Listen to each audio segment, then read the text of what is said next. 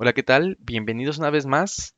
En esta ocasión vamos a seguir viendo información del timer. En el video anterior explicamos las fuentes de reloj, cómo dividimos el reloj y el modo de operación en modo hacia arriba o ascendente. Vimos que se utiliza el módulo de comparación número cero para obtener los periodos. Entonces, en ese modo nosotros nos quitamos o no podemos utilizar un módulo de captura y conversión, en este caso el número cero. Entonces vamos a ver el modo continuo. El modo continuo indica que va a haber un periodo de cero hasta el valor máximo, en este caso 4 Fs, F, F, F, F, F, F, F, ¿ok? Y se va a reiniciar a cero y vuelve a contar hasta el valor máximo y se reinicia a cero. Entonces, aquí nosotros no tenemos, digamos, entre comillas, un periodo, pues exacto, por así decirlo. Si nosotros necesitamos bueno, si usamos la frecuencia de entrada, el reloj de entrada y las cuentas máximas y nos da un periodo exacto que nosotros necesitamos, pues bueno, ya es algo de gana, ¿no? Pero por lo regular este modo no tiene un periodo determinado exacto. Es muy difícil que el modo los tiempos generados sean exactos, es una desventaja. Pero la ventaja es que nosotros podemos utilizar el TACCR0 o el modo de captura y comparación número cero sin ningún problema. Es la ventaja que nos da.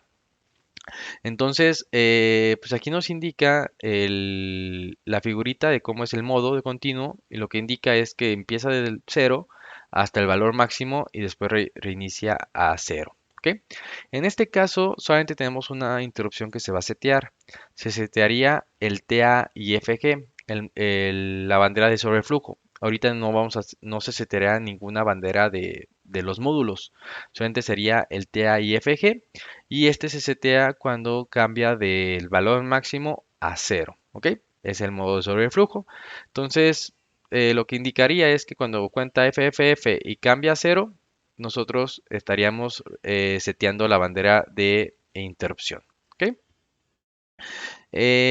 ¿Cuáles son los usos del modo continuo? Este es bien interesante porque muchas veces no se utiliza este modo continuo porque pensamos que tiene, digamos, operaciones muy complicadas de utilizar o que no hay muchas aplicaciones por el hecho de que no hay un periodo definido. Pero muchas veces es muy fácil de utilizar y podemos crear modos definidos dependiendo de unas ciertas situaciones. Y vamos a ver cuáles son estas situaciones. Entonces dice, el modo continuo puede ser utilizado para generar modos independientes o intervalos independientes de salidas y de frecuencias. Con esto lo dice todo. Realmente, cuando nosotros utilizamos el timer, como está regido a una sola operación, que es un modo de control, todos los canales deben de estar regidos a la misma frecuencia. ¿Estamos de acuerdo? Al mismo periodo. Si utilizamos hacia arriba, todos los canales van a estar a la misma frecuencia, al mismo periodo. No hay forma de hacer o de cambiar la frecuencia del timer. Pero en modo continuo nos da la opción de tener diferentes frecuencias. Y ustedes dirán, ¿cómo es posible eso? Realmente sí es un tanto complicado entenderlo. A mí no me costó un poco hallarle esta situación. Dije, está ahí explicado, pero no lo entiendo. Pero voy a tratar de explicarlos una vez que yo ya lo entendí y vamos a ver qué es lo que hace, ¿no? Cada, en cada tiempo, cada vez que un intervalo es completado, una interrupción es generada. Ahorita vamos a ver cuál es esta interrupción. Y el siguiente intervalo se agrega de nuevo el periodo del THCRX en la interrupción. Y entonces esto nos hace que cada vez sea el mismo valor, interrumpido el mismo valor. Entonces, en la figura 11.6 indica cómo nosotros podemos generar dos intervalos, el T0 y el T1, agregando a su mismo registro de captura y comparación el valor anterior o el valor de nuestro periodo.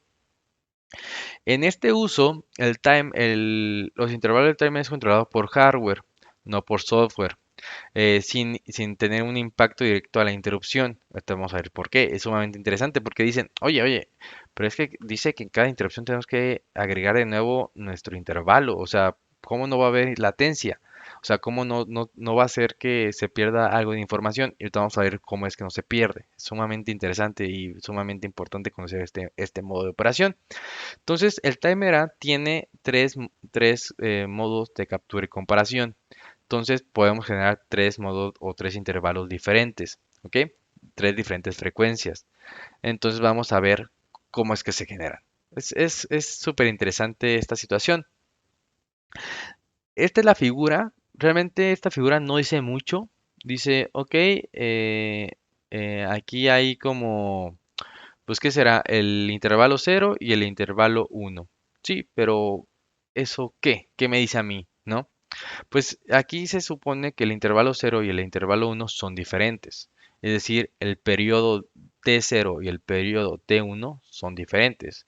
Puede ser el T1 muchísimo menor que el T0 o el T0 muchísimo mayor que el T1. Va a haber una limitante, sí, la limitante sería el valor máximo de nuestro timer, pero veamos esta situación. El timer cuenta de cero hasta el valor máximo. Bien, de cero hasta FFFF. ¿Ok? Y yo tengo tres modos de captura. Y el modo de captura, perdón, de comparación. Y este modo de comparación va a comparar con un valor determinado que esté en este registro, en el TACCR0, TACCR1 o TACCR2. ¿Ok? Tenemos tres modos, bueno, tres registros de comparación. El 0, 1 y 2. Bien, digamos que yo inicio y yo quiero poner mi primera, digamos, intervalo que sea de, no sé, de la mitad del FFFF, ¿no? Que será 7 FFFF, que sería como a la mitad de esta línea, como por aquí, un ejemplo, ¿no? Entonces, yo inicializo mi salida aquí en este punto. Yo inicializo un valor y a la mitad voy a tener una interrupción porque el modo de captura, el modo de comparación va a triggerar la interrupción.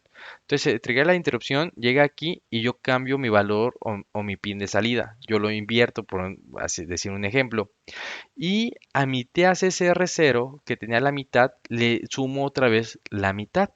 Entonces, en la siguiente ocasión va a ser FFF. Entonces, en la siguiente interrupción va a ser aquí. Entonces, yo ya estoy generando la frecuencia de la mitad de mi frecuencia máxima. ¿Ok? Y si a la siguiente le sumo la mitad, va a haber la interrupción aquí a la mitad y a la siguiente a la mitad. Y mi interrupción va a ser aquí y así consecutivamente. Entonces, digamos, el TACCR0, estoy generando una señal de la mitad de mi frecuencia máxima. Un ejemplo, ¿no? Bueno, más bien el doble de mi frecuencia máxima, el doble de la frecuencia máxima, sí, el doble, ¿no? Y de repente digo, ok, ¿qué tal si yo lo quiero aumentar en 10? Entonces yo divido FFFF entre 10. Entonces cada 10 pasos voy a estar rotando o digamos tugleando, invirtiendo el valor. Entonces ahí yo estoy generando otra frecuencia, ¿de acuerdo? Sumamente importante, sumamente interesante. Entonces con esta situación, con el modo continuo, yo puedo generar varias frecuencias con cada modo de captura y comparación. Eso vamos a ver en un ejemplo porque es muy didáctico y es muy útil. ¿Ok? Y listo, con eso terminamos este video. En el siguiente video vamos a ver el modo de el uso de up and down. ¿Ok? Muy bien, muchas gracias y hasta luego.